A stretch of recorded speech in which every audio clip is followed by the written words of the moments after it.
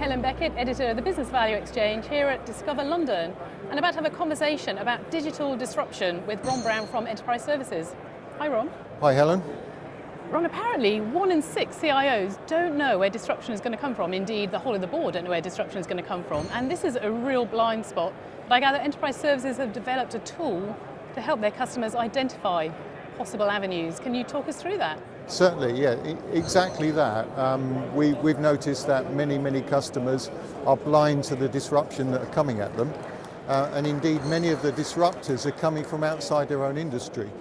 So we've developed a tool which is called xTech, which outlines the disruptors that we see hitting their industry over the next 3 to 5 years.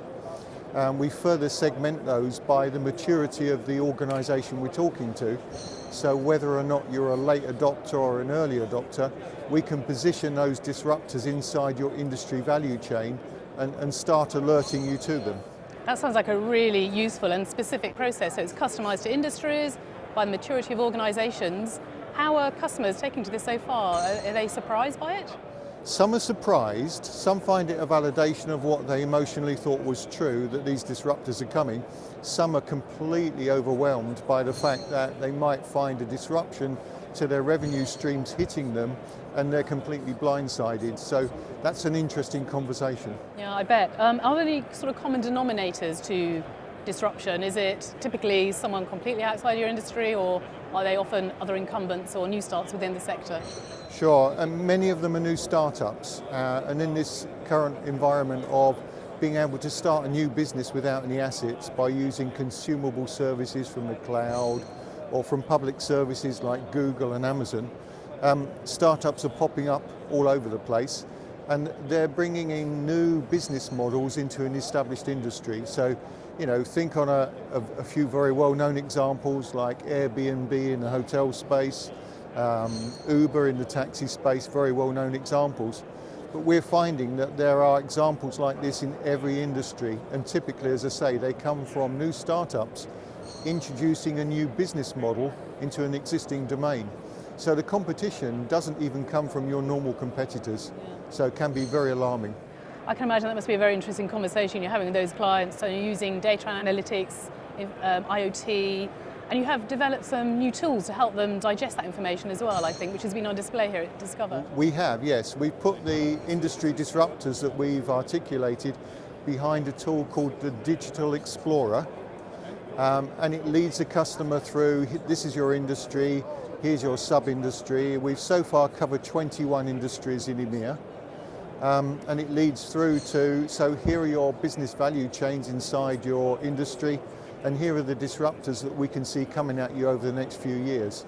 And of course, that leads to good business model innovation, but behind every new business model is an IT-enabled solution. So it pulls through consumable services, cloud services, big data, IoT, all of those play a part in the modern solutions to counter the disruption or to play the disruption to advantage for new revenue streams. Okay, and you've developed some special HoloLens goggles to help people? We have, yes. We've got a standard web interface into Digital Explorer, but to make the material more easily consumable, shall we say, we've got a Microsoft HoloLens representation, which is augmented reality, and it positions the industries as a 3D image floating in space before the user, and by using gestures or voice commands they can navigate through the model to get where they need to. Great, so making potential disruptors consumable for your clients, that sounds like a really big, useful piece of information. I know you talk about having an agnostic approach to digital disruption. Why is that so important?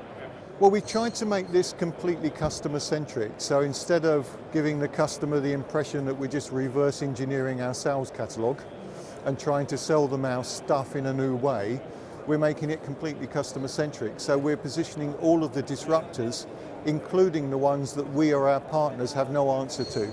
So we're saying, look, this is, for the customer perspective, a completely agnostic or unconstrained view of your environment. We're not necessarily just positioning things that we want to sell you. And I think that's well appreciated because it gives us more of a trusted advisor status and a much more open conversation. Okay, Ron, thanks so much for talking us through the work that Enterprise Services is doing to make disruption more visible to all sectors of the industry. So many thanks. Thanks, Helen.